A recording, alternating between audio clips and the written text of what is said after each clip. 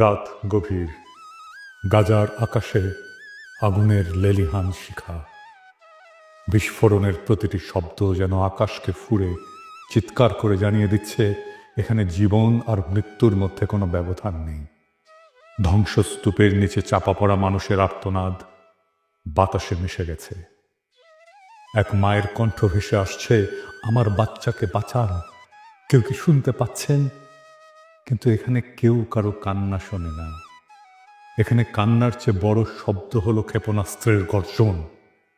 ইফতারের পর ক্লান্ত শরীরে একটু বিশ্রামের আশায় যে পরিবার শুয়ে পড়েছিল, কয়েক সেকেন্ডের ব্যবধানে তারা ধূলিসাৎ হয়ে গেল। একটি শিশুর ছোট্ট হাত ধ্বংসস্তূপের নিচ থেকে বেরিয়ে আছে, কিন্তু তার শরীরের আর কোনো অংশ নেই। এটা যুদ্ধ না, এটা নিছক প্রতিরোধের বিরুদ্ধে লড়াই না, এটা একপাক্ষিক গণহত্যা। ইসরায়েল এবং হামাসের মধ্যে যুদ্ধবিরতি বলবৎ ছিল।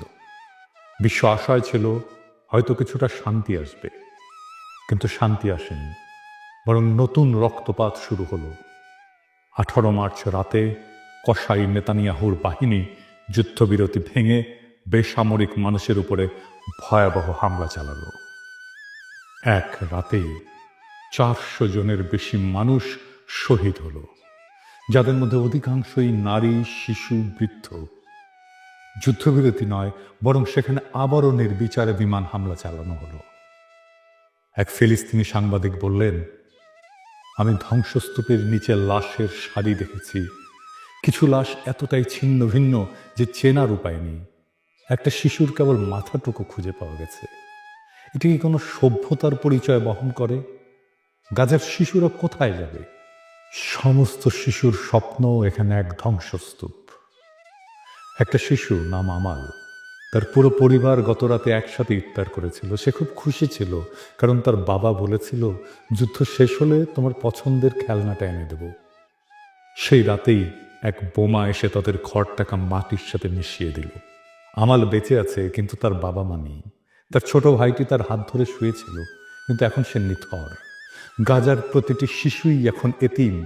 তারা আর বাবা মায়ের গল্প শুনবে না, তারা স্কুলে যাবে না, তারা আর খেলতে পারবে না। তাদের জীবন এখন একটাই, জীবন থেকে পালাও।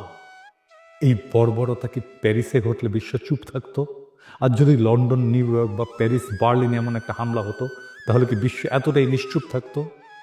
যদি প্যারিসের শিশুদের উপরে বোমা ফেলা হতো, তাহলে কি জাতিসংঘ শুধু নিন্দা প্রকাশ করত? যদি ওয়াশিংটনের হাসপাতাল ধ্বংস হয়ে যেত, তাহলে কি বিশ্ব চুপ থাকতো? যদি লন্ডন শহরে একটা স্কুলে 300 শিশু নিহত হতো, তাহলে কি বিশ্ব উদ্বেগ প্রকাশ করেই থেমে যেত? না, তখনই বিশ্ব মানবতা জেগে উঠত, তখনই জাতিসংঘ চিৎকার শুরু করত। কিন্তু যেহেতু এই হত্যাযজ্ঞ গাজায় হচ্ছে, তাই বিশ্বের বিবেক ঘুমিয়ে আছে। কিন্তু এই নীরবতা কি চিরকাল থাকবে? একজন বাবা তার মৃত সন্তানের নিথর দেহের পাশে বসে আছে। শিশুটির হাতে আঁকা ছিল একটা ছবি, একটা সূর্য, একটা ঘর আর একটা ছোট্ট পরিবার। কিন্তু সেই ঘর এখন ধ্বংস হয়ে গেছে। সেই বাবা এখন নিঃস্ব। তার চোখ দিয়ে অশ্রু ঝরছে না, কারণ গাজার মানুষ এত কেঁদেছে যে তাদের চোখের পানিও শুকিয়ে গেছে। তিনি শুধু একটাই প্রশ্ন করেছেন, কবে থামবে এই গণহত্যা? ইসরায়েল কি চায়? ইসরায়েল জানে তারা যত বেশি ফিলিস্তিনিদের হত্যা করবে, তত সহজ হবে তাদের দখলদারি। প্রথমে তারা ফিলিস্তিনিদের জমি কেড়ে নিল, তারপর তাদের ঘরবাড়ি ধ্বংস করলো, তারপর তাদের খাদ্য পানি বন্ধ করলো। এখন তারা একে একে হত্যা করছে, যাতে কেউ বেঁচে না থাকে। এটা ধ্বংসের একটা পরিকল্পিত নীতি। এটাকেই বলে এথনিক ক্লিনজিং। ফিলিস্তিন মুক্ত না হলে মানবতা মুক্ত নয়। গাজা পুড়ছে, কিন্তু শুধু গাজা নয়, এই আগুন একদিন পুরো বিশ্বকে গ্রাস করবে। আজ যদি ফিলিস্তিন মুক্ত না হয়, তাহলে মানবতা কোনোদিন মুক্ত হবে না। আর যদি গাজার শিশুরা বাঁচতে না পারে, তাহলে পৃথিবীর কোনো শিশুই নিরাপদ নয়। আজ যদি আমরা চুপ থাকি, তাহলে একদিন আমাদের ঘরেও আগুন লাগবে, তখন কেউ আমাদের জন্য কথা বলবে না। এখন প্রশ্ন হলো, এই হত্যাযজ্ঞ কবে থামবে? পৃথিবী কি নীরব দর্শকের ভূমিকা পালন করবে? আজ গাজার রাস্তায় শিশুরা কাঁদছে, তাদের বাবা মা মৃত, আর আমরা যারা নিরাপদ ঘরে বসে এই ঘটনা দেখছি, আমাদের কি কিছুই করার নেই? অন্তত কণ্ঠ তো তোলা যায়। বিশ্বজুড়ে সাধারণ মানুষ সোচ্চার হচ্ছে, কারণ গাজার মানুষ শুধু একটা জিনিস চায়, জীবন। গাজার আকাশে আজও আগুনের গোলা উড়ে বেড়াচ্ছে। বাচ্চারা যখন মায়ের কোল জড়িয়ে ধরে কাঁদছে, তখন ইসরায়েলের যুদ্ধ বিমান তাদের ঘরগুলো একের পর এক মাটিতে মিশিয়ে দিচ্ছে। এই নৃশংসতা কেবল গাজার বিরুদ্ধে নয়, একটা মানবতার বিরুদ্ধে নৃশংসতা, এটা মানবতার বিরুদ্ধে এক নির্মম অপরাধ।